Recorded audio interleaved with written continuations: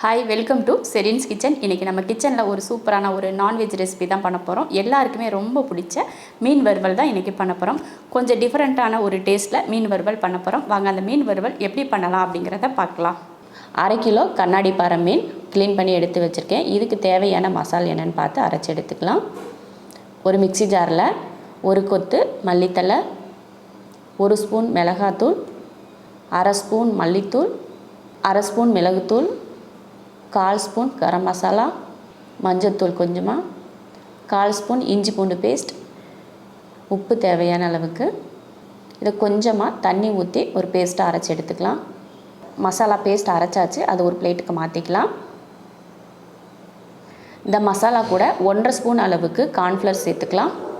ஒரு 1/4 லெமனை புழிஞ்சிக்கலாம். கொஞ்சம் லெமன் 1/4 போதும், ஏன்னா நம்ம 1/2 கிலோ மீன் தானே சேர்க்குறோம், அதனால் 1/4 லெமன் போதும். இப்போ இதை மிக்ஸ் பண்ணிடலாம். உப்பு நம்ம முன்னாடியே போட்டுட்டோம், அதனால் இப்போ போட தேவையில்லை. மசாலாவை நல்லா மிக்ஸ் பண்ணியாச்சு. இப்போ நம்ம மீனில் மசால் தடவி வச்சிடலாம். ஒவ்வொரு மீனாக எடுத்து மசால் தடவி எடுத்துக்கோங்க. நல்லா அப்ளை பண்ணுங்கள். நல்லா சுற்றி 2 பக்கமும் நல்லா மசால் பிடிக்கிற மாதிரி நல்லா தடவி எடுத்து வச்சுக்கோங்க.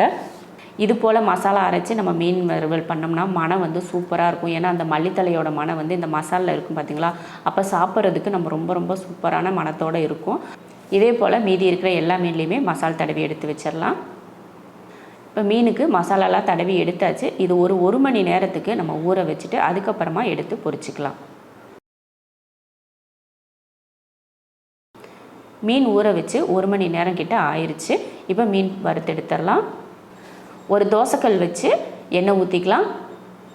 எண்ணெய் ஊற்றி எண்ணெய் நல்லா காஞ்சிருச்சு. இப்போ மீன் எடுத்து பொரிச்சிக்கலாம். ஒவ்வொரு மீனாக நம்ம பொரிச்சு எடுத்துக்கலாம். ஏன்னா இந்த மீன் சைஸ் கொஞ்சம் பெருசாக இருக்கு இல்லையா, நீளமாக, அதனால ஒவ்வொரு மீனாக வச்சு நான் பொரிச்சு எடுத்துக்கிறேன். நீங்கள் இதை விட பெரிய தோசைக்கல் வச்சிங்கன்னா கூட நீங்கள் 2 வச்சு பொரிச்சு எடுத்துக்கலாம். உடனேலாம் திருப்பி போடக்கூடாது. நம்ம எந்த சில்லி செஞ்சாலும் சரி, மீன் வறுவல் செஞ்சாலும் சரி, இந்த போண்டா வடை எது செஞ்சாலுமே இந்த மாதிரி எண்ணெயில் பொரிச்சு எடுக்கிறது, வறுக்கிறது எல்லாமே போட்ட உடனே நம்ம திருப்பினோம்னா அந்த மசால் அடியோட ஒட்டிக்கும். அந்த ஒட்டிட்டு அந்த வடைச்சட்டிலையோ இல்லை தோசைக்கல்லையோ பிடிச்சிக்கும். அதனால் கொஞ்சம் நேரம் வேக விட்டு அதுக்கப்புறமா திருப்பி போடுங்க. அப்போ தான் மசால் கல்லில் ஒட்டாமல் வரும்.